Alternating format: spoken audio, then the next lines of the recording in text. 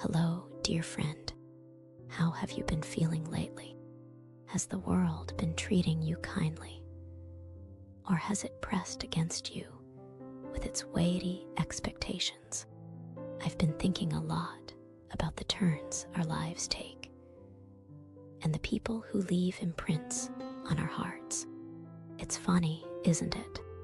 How some connections persist like an echo in our minds, even when they dissipate into the past.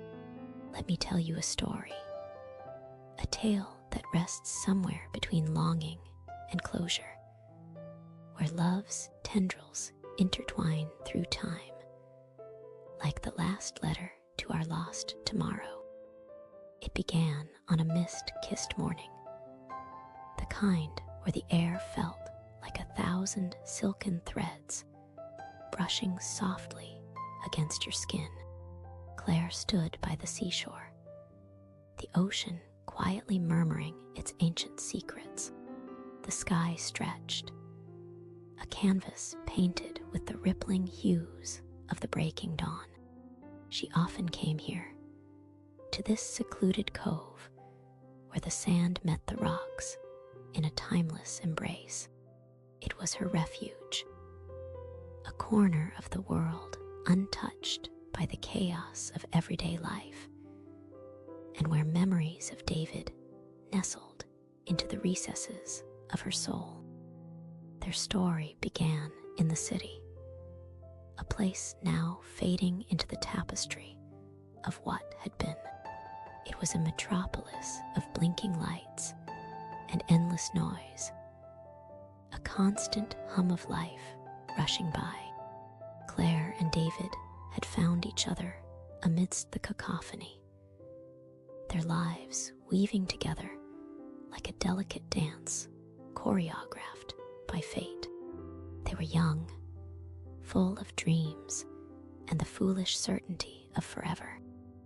But love is a complex symphony, isn't it? Sometimes harmonious, other times discordant. For them, it was a mix of both. They were passionate and unpredictable, the fire of their affection, both illuminating and consuming. Claire was the earth, grounded, nurturing, deeply tied to her roots, while David was the sky, vast, uncontainable, ever-changing. Together, they created storms and rainbows, until the tempest grew too fierce and left them both weathered. The last time they saw each other, it was beneath a sky teetering on the edge of rain. David had brushed a tear from Claire's cheek, a touch that lingered like a forgotten melody.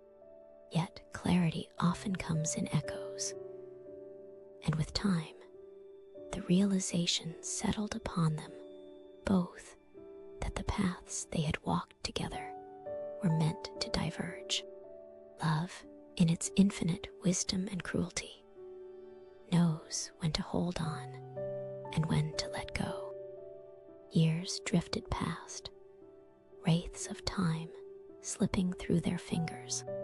Claire found herself returning to the ocean's edge, hoping for a glimpse of what once was, for a whisper of those moments when the world felt right, and they were untouchable.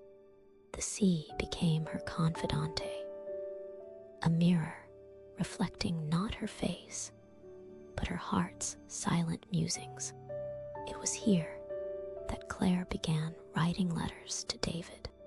She penned each word with an aching tenderness, knowing they would never reach him, yet finding solace in the act itself. One such letter she clutched in her hand now, as the morning sun began to unfurl its warmth across her skin. It read like a confession, a testament woven from fragments of what they had shared. Dear David, isn't it strange how the passage of time alters so little in the matters of the heart. I find myself here, at our corner of the world, where the sea and sky conspire. I often think about the life we could have had.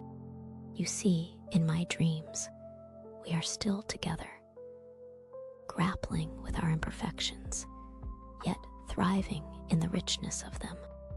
I wonder if you remember the nights we lay under the stars, conjuring constellations of our own making. We were galaxies unto ourselves then. Do you think of us ever, beyond the fleeting moment of a remembered scent, or the echo of laughter on the wind? I hope you are happy, wherever your adventures have led you.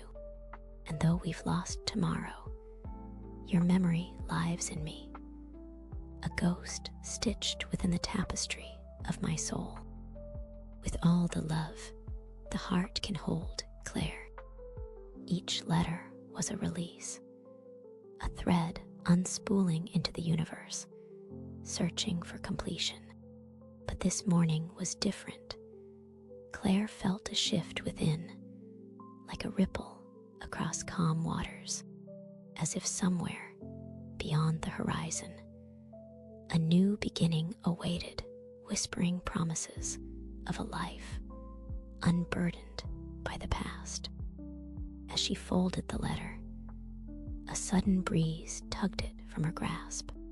Claire watched as it danced through the air, flutters of paper, like the delicate wings of butterflies leaving shadows on the sand. And with it, a part of her lifted, weightless, and unconfined. The ocean's breath beckoned her forward, coaxing her into the embrace of waves, lapping gently at her feet. They seemed to sing of freedom, of letting go and moving forward. In that moment, Claire saw David as he once was, a man caught in the tapestry of his own ambitions, filled with the desire for more than the world could offer.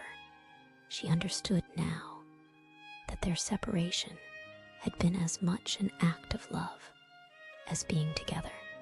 By setting each other free, they preserved the beauty of their connection, leaving it untainted by future disillusionment. As the day unfolded, Claire turned away from the sea with a new resolve. The echoes of what could have been no longer haunted her. Instead, they became resonant reminders of the life she had yet to lead. The city that had cradled their beginnings now felt like a distant star, one she no longer needed to define her course. Love, after all, isn't solely for the moments we bind tightly to our hearts. It is also in the release, in the acceptance that some stories are poems unfinished, yet complete in their own right. As she walked along the shore, footprints stretching behind her like the memories she carried, Claire felt a peace she hadn't known before. In the end, love survives in the spaces between words unspoken, in the dreams deferred, in the quiet acknowledgement of souls entwined across time and space. Reflecting on this, perhaps the most profound love exists not in possession, but in the grace of letting go, cherishing the gifts left behind, like constellations brightening the tapestry of our lives. And so, dear friend, I leave you with this, the hope that in the silence of our own heart's echoes, you might find love's enduring whispers and the courage to embrace the beauty of its ebb and flow.